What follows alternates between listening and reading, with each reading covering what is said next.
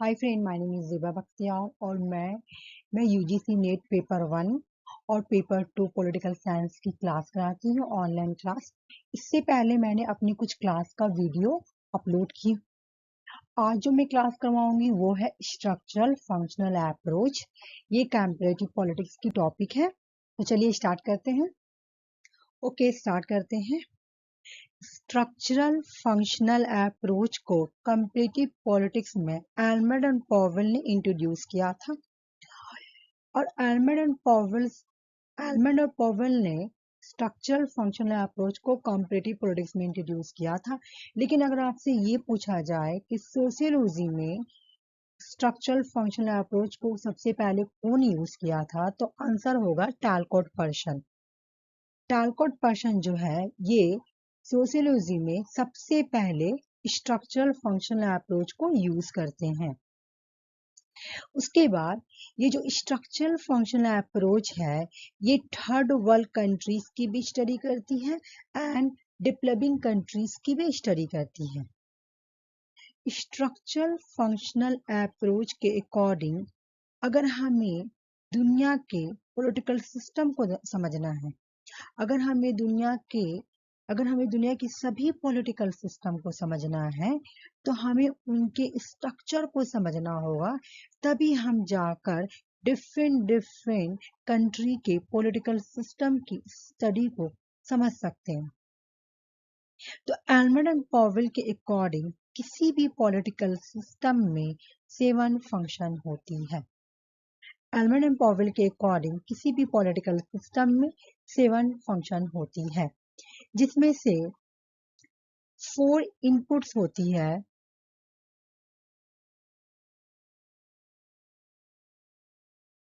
और 3 आउटपुट होती है।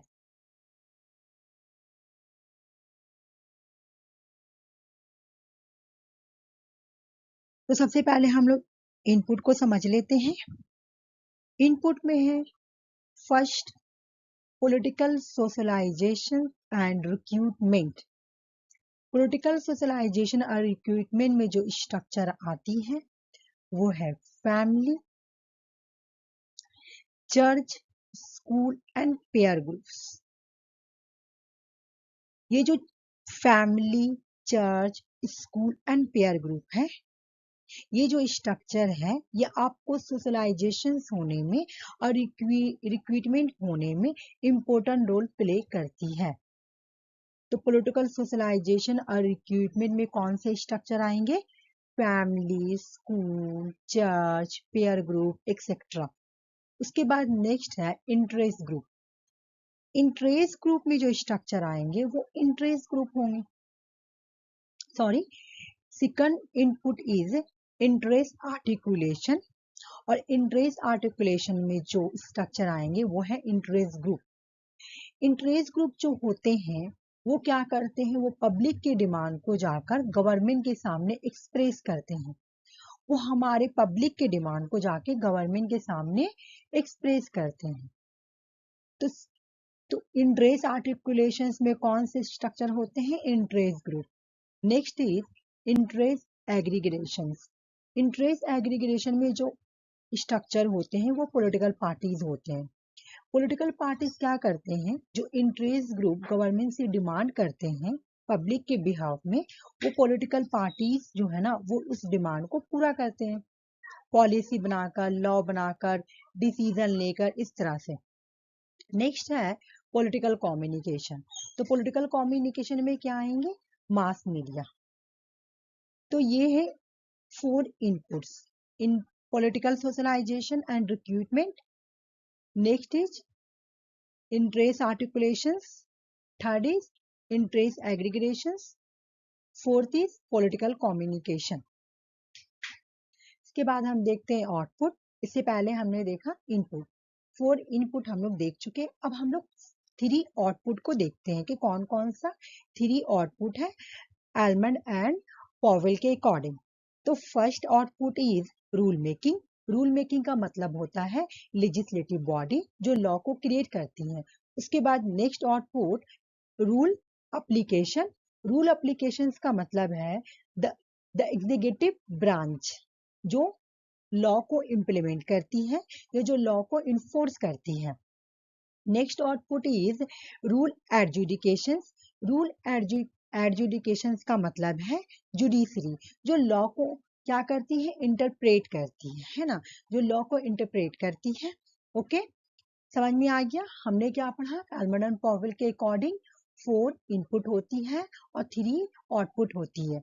उसके बाद हम देखते हैं एल्मंड एंड पॉवेल के अकॉर्डिंग कि पॉलिटिकल सिस्टम में कुछ कुछ फीचर्स होती है। जैसे एल्मंड के अकॉर्डिंग पॉलिटिकल सिस्टम में कॉम्प्रिहेंसिवनेस होनी चाहिए, इंटरडिपेंडेंस होना चाहिए।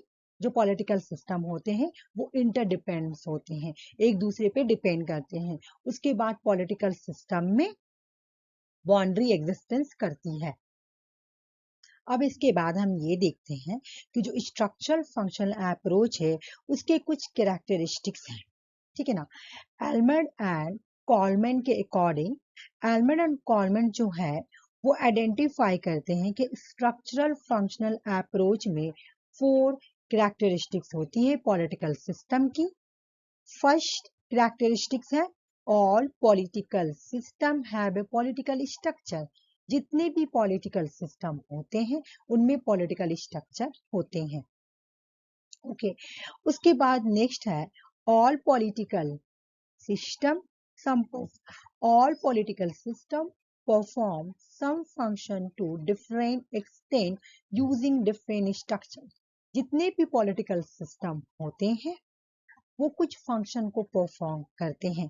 डिफरेंट डिफरेंट जो स्ट्रक्चर होते हैं वो डिफरेंट डिफरेंट फंक्शन को परफॉर्म करते हैं। फॉर एग्जांपल कि फर्स्ट फीचर्स क्या बोल रही है कि जितने भी पॉलिटिकल सिस्टम होते हैं उनमें पॉलिटिकल स्ट्रक्चर होती है, चाहे वो डेमोक्रेसी कंट्री क्यों ना हो, चाहे वो डिक्टेटरशिप कंट्री क्यों ना हो, पॉलिटिकल स्ट्रक्चर होगी, ठीक है ना। तो वो जो पॉलिटिकल स्ट्रक्चर होगी ना, तो जितने भी कंट्री में जो पॉलिटिकल स्ट्रक्चर होती है तो वो जो डिफरेंट डिफरेंट जो स्ट्रक्चर होती है जब वो अपने फंक्शन को परफॉर्म करती है तो वो डिफरेंट डिफरेंट फंक्शन को परफॉर्म करती है। जैसे फॉर एग्जांपल, जैसे इंडिया में क्या है, इंडिया में जैसे लोकसभा है,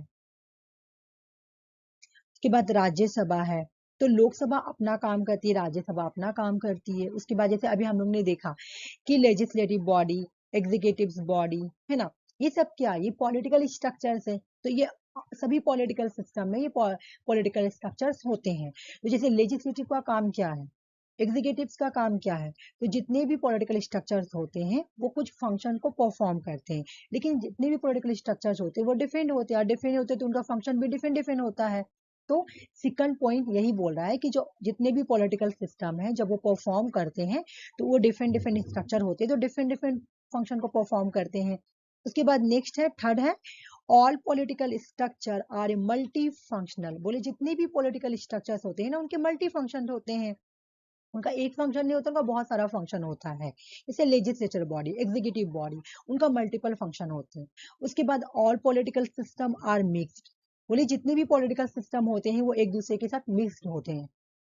ओके फ्रेंड, थैंक यू।